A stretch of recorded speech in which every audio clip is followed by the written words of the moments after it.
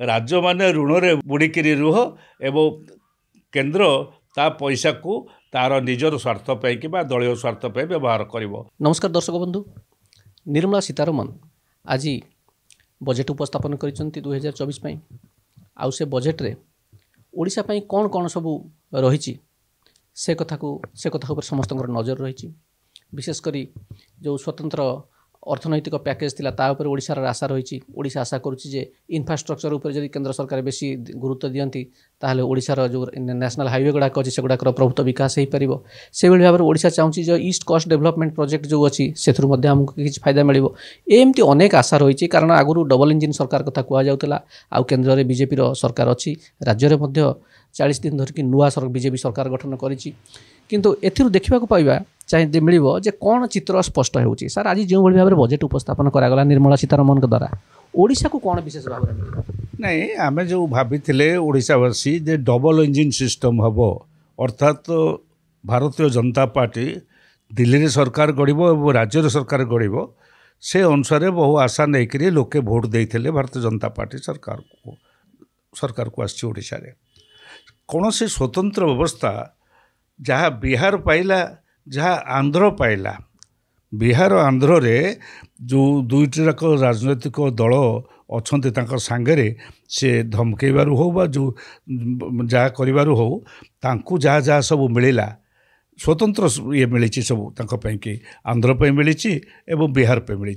आम कि सेमती स्वतंत्र व्यवस्था ओडिशा पई किछि नाही।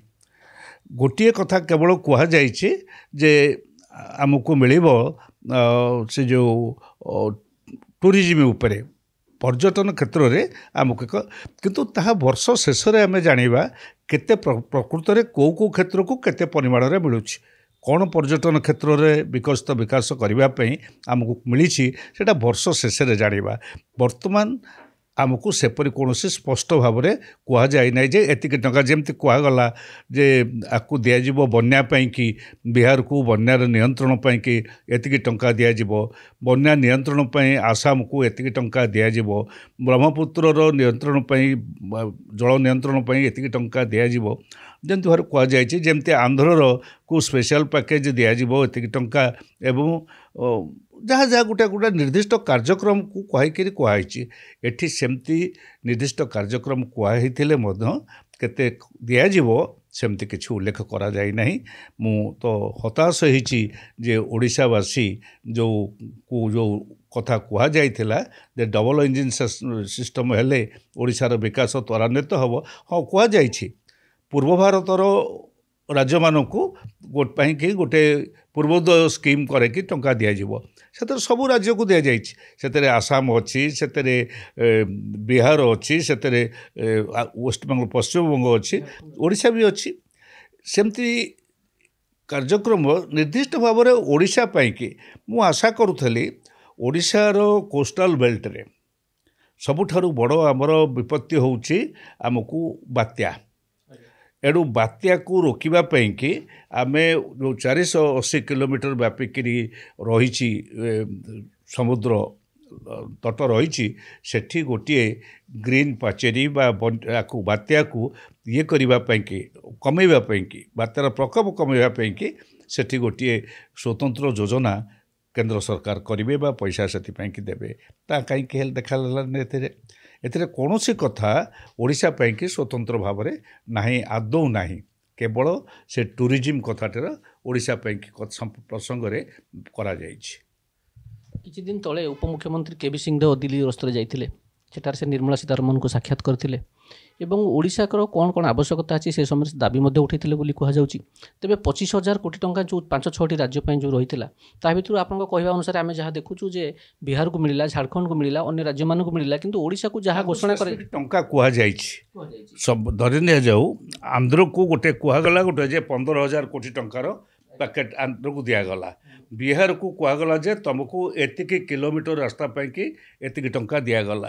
ता व्यतीत अन्य कार्यक्रम सब रही किंतु ओडिशा पई तो सेमती कौन कथा आम देखा पाइलु नहीं।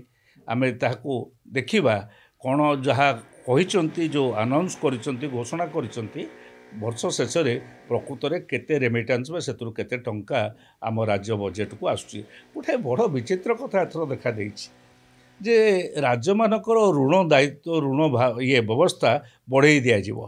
ଋଣର ଯେଉଁ ଲିମିଟେସନ୍ ଅଛି ତାହା ଅର୍ଥ ହେଉଛି ରାଜ୍ୟମାନେ ଋଣରେ ବୁଡ଼ିକିରି ରୁହ ଏବଂ କେନ୍ଦ୍ର ତା ପଇସାକୁ ତାର ନିଜର ସ୍ୱାର୍ଥ ପାଇଁ କିମ୍ବା ଦଳୀୟ ସ୍ୱାର୍ଥ ପାଇଁ ବ୍ୟବହାର କରିବ। ଏଥିରେ ଧରି ନିଆଯାଉ ଆଦିବାସୀମାନଙ୍କ ପାଇଁ ଗୋଟେ ସ୍ୱତନ୍ତ୍ର ଯୋଜନା କରାହେଇଛି। ଆମେ ବର୍ଷ ଶେଷରେ ଜାଣିବା ଓଡ଼ିଶାର ଆଦିବାସୀ ପାଇଁ କେତେ ଆସିଛି, ଝାଡ଼ଖଣ୍ଡରେ ନିର୍ବାଚନ ଥିବା ଦୃଷ୍ଟିରୁ ଝାଡ଼ଖଣ୍ଡର ଆଦିବାସୀମାନଙ୍କ ପାଇଁକି କେତେ ଯାଇଛି। ବର୍ଷ ଶେଷର ବଜେଟ୍ ହେଲା ପରେ କେଉଁ କାର୍ଯ୍ୟକ୍ରମରେ କେତେ ଆସିଛି ସେଇଟା ଆମେ ଜାଣିପାରିବା।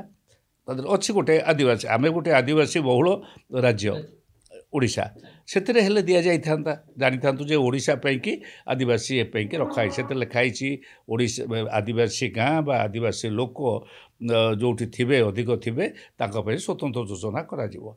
କିନ୍ତୁ ସେଇଟା ଝାଡ଼ଖଣ୍ଡକୁ ଉଦ୍ଦେଶ୍ୟ ରଖିକିରି ପୁରା ଝାଡ଼ଖଣ୍ଡ ନିର୍ବାଚନଟା ଆଗରେ ଅଛି।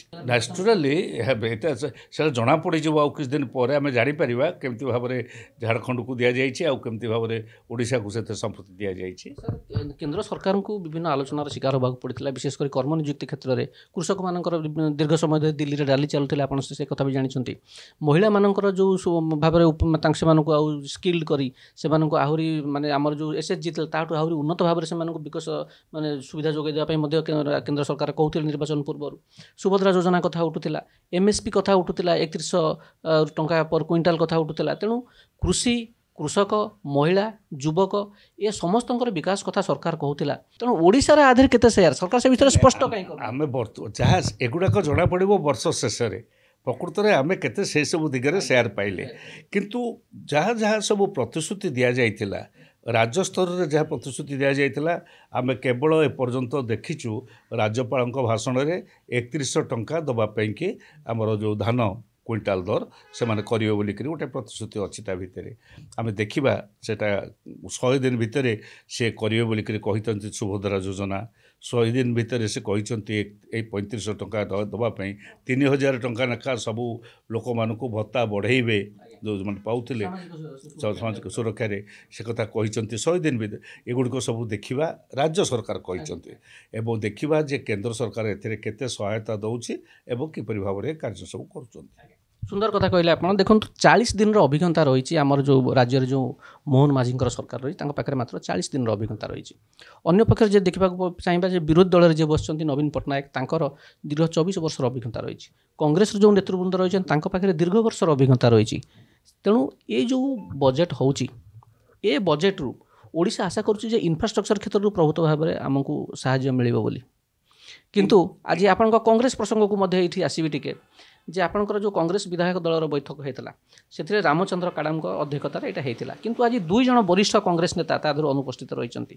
ଜଣେ ହେଉଛନ୍ତି ତାରାବାହିନୀ ପତି, ଆଉ ଜଣେ ହେଉଛନ୍ତି ଆମର ରମେଶ ଜେନା।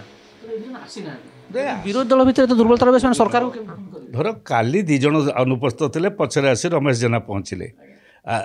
ଆଜି ତ ମୁଁ ଦେଖୁଥିଲି ତାରାବାହିନୀ ପତି ବି ଭିତରେ ଅଛନ୍ତି, ଥିଲେ ଫାର୍ଷ୍ଟ ଆୱାରରେ ଥିଲେ ଭିତରେ ରହିଛନ୍ତି।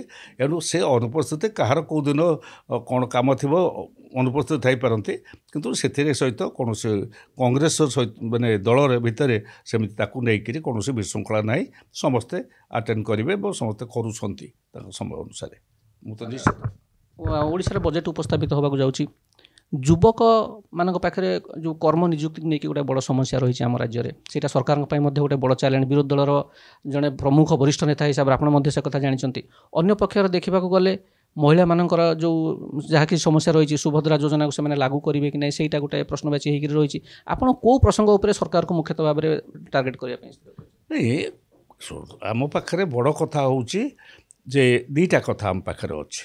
ଗୋଟେ କଥା ହେଉଛି ଯେଉଁ ପ୍ରତିଶ୍ରୁତି ଦେଇଥିଲେ ନିର୍ବାଚନ ବେଳେ ଭାରତୀୟ ଜନତା ପାର୍ଟି ତାର ନେତାମାନେ ଆସିକରି ଓଡ଼ିଶାରେ ବିଭିନ୍ନ ଜାଗାରେ କହିଥିଲେ, ସେ ପ୍ରତିଶ୍ରୁତି ଅନୁସାରେ ଆମେ ଦେଖିବାକୁ ଚାହୁଁଛୁ ବାସ୍ତବରେ ଏ ଡବଲ ଇଞ୍ଜିନ୍ ସିଷ୍ଟମରେ କ'ଣ କ'ଣ ଦିଆଯାଇକରି କେଉଁ ପ୍ରତିଶ୍ରୁତି ସବୁ ପାଳନ କରାଯାଉଛି ଏଇଟାକୁ ଆମେ ଦେଖିବାକୁ ଚାହୁଁଛୁ ଏବଂ ତା ଉପରେ ନେଇକରି ନିଶ୍ଚୟ ପ୍ରଶ୍ନ ଉଠିବ। ଏବେ ଏଇ ବିଧାନସଭା ବଜେଟ୍ ଯେତେବେଳେ ଆଗତ ହେବ ବଜେଟ୍ ପରେ ପରେ ଜଣାପଡ଼ିଯିବ ପ୍ରକୃତ ରୂପରେଖ କ'ଣ ଅଛି ସେ ପ୍ରତିଶ୍ରୁତି ସମ୍ପର୍କରେ ଏବଂ ସେଇଟା ଗୋଟେ। ଦ୍ୱିତୀୟ କଥା ହେଉଛି ଓଡ଼ିଆ ଅସ୍ମିତାକୁ ନେଇକି ଯେଉଁ କଥା କହିକିରି ବଡ଼ ବଡ଼ ପାର୍ଟି କରୁଥିଲେ ସେ ଓଡ଼ିଆ ଅସ୍ମିତାକୁ ନେଇକିରି କ'ଣ କ'ଣ ସବୁ କାର୍ଯ୍ୟକ୍ରମ ହେଉଛି ନା କେବଳ ସ୍ଲୋଗାନ ଦିଆଯାଉଛି ସେ କଥାକୁ ମଧ୍ୟ ଆମେ ଲକ୍ଷ୍ୟ ରଖିଛୁ ଏବଂ ତାକୁ ନେଇକି ମଧ୍ୟ ହେବ। ଧରି ନିଆଯାଉ ଆମେ ଗୋଟିଏ ମାଗିବୁ ଇଏ ରାଜ୍ୟ ସରକାର ପୁରା ବିବରଣୀ ଦେବେ ଯେ ପ୍ରକୃତରେ ଯେଉଁ ରତ୍ନଭଣ୍ଡାର ଖୋଲା ହେଲା ତା'ର ଇଭେଣ୍ଟ୍ରି ତା'ର କ'ଣ କ'ଣ ଜିନିଷ ରହିଛି ସେସବୁ ସାଧାରଣ ଲୋକଙ୍କ ପାଖକୁ ଆସିବ। ସେସବୁ ଗୋଟେ ବିଶେଷ ଆଲୋଚନା ହେବ ବିଧାନସଭାରେ। ଏଗୁଡ଼ିକ ତ ଆଲୋଚନାର ବିଷୟବସ୍ତୁ। ତେଣୁ ମୋଟାମୋଟି ଭାବରେ ଆପଣଙ୍କ କହିବା କଥା ଯେ ବଜେଟ୍ ଏ ବର୍ଷକ ପରେ ଆମେ ଆକଳନ କରିବୁ ଯେ ଓଡ଼ିଶାକୁ କେତେ ସହାୟତା ରାଶି ମିଳିଲା କେନ୍ଦ୍ରରୁ। ଆଜ୍ଞା, ତେଣୁ କେନ୍ଦ୍ର ସରକାରଙ୍କ ତରଫରୁ ଯୁବକମାନଙ୍କର କର୍ମ ନିଯୁକ୍ତି ପାଇଁ, ଗ୍ରାମାଞ୍ଚଳର ବିକାଶ ପାଇଁ, ଅର୍ବାନ୍ ଡେଭଲପମେଣ୍ଟ ବା ସହରାଞ୍ଚଳର ବିକାଶ ପାଇଁ ଯେଉଁ ଅର୍ଥରାଶିର ଘୋଷଣା କରାଯାଇଛି ତାହା ବାସ୍ତବରେ ତା'ର ସଫଳ ରୂପାୟନ ହୋଇପାରିବ, ତା'ର ଯଦି ମୂଲ୍ୟାଙ୍କନ କରିହେବ ବର୍ଷକ ପରେ ଯେତେବେଳେ ଆମେ ଜାଣିପାରିବା ଯେ ଆମ ଭାଗରେ କେତେ ସେୟାର ଆସିଲା। ତେଣୁ ଏହି ବଜେଟ୍ ଉପସ୍ଥାପନ କେନ୍ଦ୍ରୀୟ ବଜେଟ୍ ଯେଉଁ ଉପସ୍ଥାପନା କରାଯାଇଛି ସେ ବିଷୟରେ ନିଜର ମତାମତ ରଖୁଥିଲେ ପୂର୍ବତନ ବରିଷ୍ଠ ଅର୍ଥମନ୍ତ୍ରୀ ପଞ୍ଚାନନ କାନୁନଗୋ ଏବଂ ତାଙ୍କ ସହିତ ଆମେ ସେ ବିଷୟରେ ଆଲୋଚନା କରୁଥିଲେ ଏବଂ ଦେଖୁଥିଲେ ଯେ କଂଗ୍ରେସ ଦଳର କ'ଣ ଆଭିମୁଖ୍ୟ ରହିଛି, ଯେ ସେ କେଉଁଭଳି ଭାବରେ ସେମାନେ ରାଜ୍ୟର ଯେଉଁ ହକ୍ ରହିଛି ସେ ପ୍ରସଙ୍ଗଟାକୁ ଉତ୍ଥାପିତ କରୁଛନ୍ତି। ତେଣୁ ସାର୍ ଆମ ସହିତ ଏ ମନ ଖୋଲା ଆଲୋଚନା କରିଥିବାରୁ ବହୁତ ବହୁତ ଧନ୍ୟବାଦ।